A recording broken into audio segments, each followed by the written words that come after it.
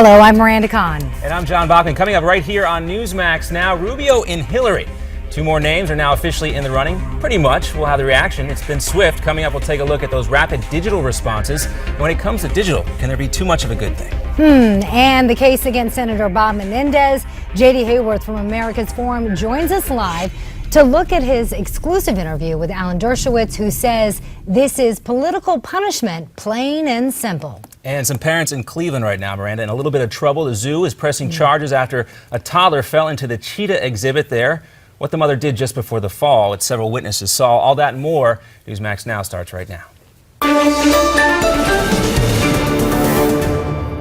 And we'll start with that zoo. That child gets a little too up close and personal after falling in that cheetah pen.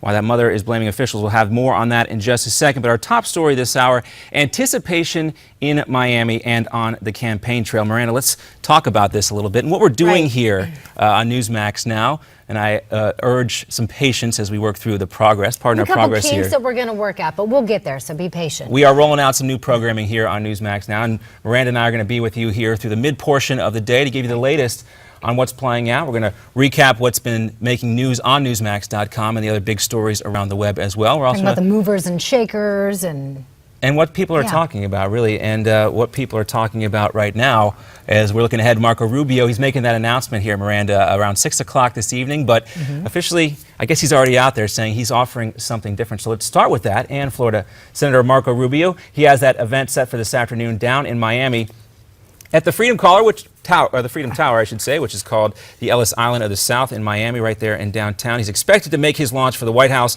although the AP now reporting that that is exactly what he's going to do. He follows Senator Ted Cruz and Rand Paul into the race. And Rubio's expected announcement follows Hillary Clinton's. She's announced her bid for the White House yesterday and almost immediately stirred up reaction from several Republicans. We're ready for Hillary. We know exactly what to expect. Hillary Clinton represents the failed policies of the past. Unfortunately, she does not have a track record of accomplishment or transparency. We must do better than the Obama-Clinton foreign policy that has damaged relationships with our allies and emboldened our enemies. And Kentucky Senator Rand Paul, in his message, continued to push his new website, Liberty, not Hillary.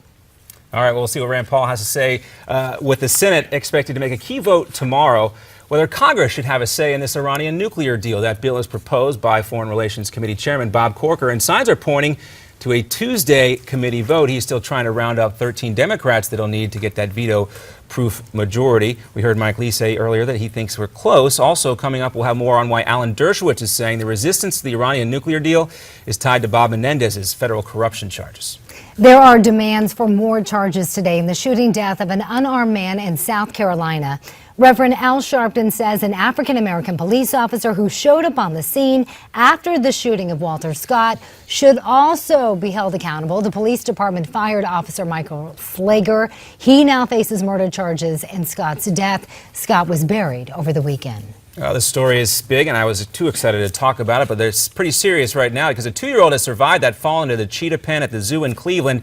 But now that zoo is planning on pressing charges. That little boy came away with just a hurt leg. Officials think, though, they know how he fell in.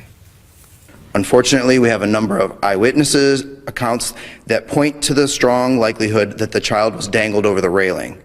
And some folks, including the witness, are saying he was dangled over the railing by his mom. The big cats never approached that little boy.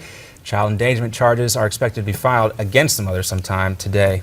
From cheetahs to cheers, actor Bradley Cooper received quite the applause for his acceptance speech at the MTV Movie Awards. Cooper received Best Male Performance for his role in the film American Sniper. He thanked the fans for turning out in droves to see the film. You brought awareness to the men and women and their families in the military and what they do for us on a daily basis. It's because of what you guys did and how you came out for the movie. Cooper pointed out that Navy SEAL Chris Kyle would have turned 41 years old just a few days ago. A thrill ride at Walt Disney World takes a deadly turn.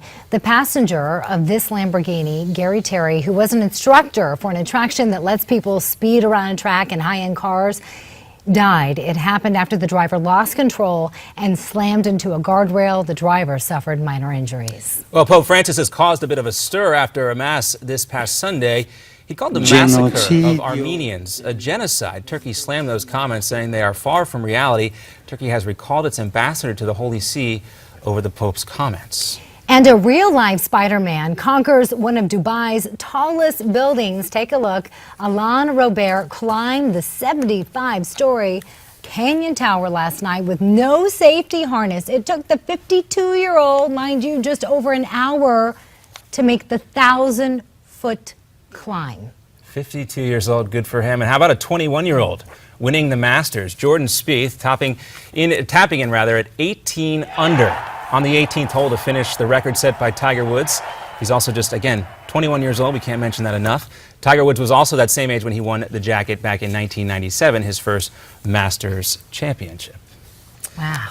There you go. That was a great tournament to watch. And I loved watching Jordan Spieth last year. He kind of failed there at the end, only 20 years old, but came back this year determined to win this tournament, and he certainly did so. And tying it up with Tiger Woods, who's also around the same age, right? That's right. We'll talk that's about that. It was impressive. actually on this day, April the 13th, 1997, when Tiger Woods won that first green jacket. Hard to believe it was that long ago. And of course, anybody who wins a green jacket gets to go back forever, for as long as they want and play there. Very cool. Very cool. All right. Well, this was probably the worst kept secret in all of politics for a very long time, but now we know it's official. No sooner did Hillary Clinton announce her second presidential bid than the GOP started coming down with criticism fast and furious on social media, almost as fast as the announcement. Carly Fiorina, the former Hewlett-Packard executive, unleashed this response immediately following Clinton's announcement. I think our nation's at a pivotal time, so anyone who wants to be president or commander-in-chief needs a track record of leadership and accomplishment and trustworthiness. Hillary Clinton's a highly intelligent woman, hardworking. She's dedicated her life to public service, but unfortunately she does not have a track record of accomplishment or transparency. There you have that from Carly Fiorina. And a lot of Republicans need her in the race, Miranda, because she can say a lot of things that male candidates can't say. Really? You think so? I think some people just expect that because it's coming from a woman. Yeah, well, she's a very qualified candidate, and she has a good message. She's going to run on her track record as a business executive. Right. We'll see what happens. Yeah, we will. And then there was this from a woman who held the mantle of First Lady. If he were to get elected, you would have a husband, a father-in-law, and a brother-in-law elected president. It's a family business. And we can see that from the Clintons as well, from their side of it. There you have it, Bush seeming to laud the very thing that has many politicians and pundits nervous about the idea of dynasty politics. You think that was a slip of the tongue there? But, you know, when you see Laura Bush, it's almost as if she can do no wrong. A lot of people like her, and no matter how low the president's approval ratings got, Laura Bush's approval ratings pretty much always stayed pretty high. I just think it's going to be interesting because the Clintons and the Bush family are very close. So I'm trying to imagine what those conversations are like nowadays, if they're going to keep each other at arm's length away, or, you know. Another thing, that's why we're tuned in so carefully to see what happens. Jeb Bush not officially a candidate yet, but more or less. We won't be surprised. All right, one more. We want to say Rand Paul also out with a very quick ad. And of course, we knew this was happening, so they had these ads well prepared. Let's take a look. Hillary Clinton represents the worst of the Washington machine. The arrogance of power, corruption and cover-up, conflicts of interest, and failed leadership with tragic consequences. The Washington machine is destroying the American dream. All right, so interesting there, you had the Rand Paul. He's going to be running more directly against Hillary Clinton, even in this primary here, because he's one of the candidates that has an opportunity to get the next generation of voters. And also, it's going to be interesting, Miranda, we'll do this coming up. We're going to compare that Rand Paul ad, which was very highly produced, to the Ted Cruz response. Not so highly produced, but maybe it was just effective. And how much digital There's strategy behind it. Well, you know there is. And how much digital is too much digital? We're all going to be bombarded with these political ads. You had 6 months between the 2014 midterms and the presidential election, right? Who's counting? We're back here. Miranda Khan, John Bachman, more Newsmax Now after this.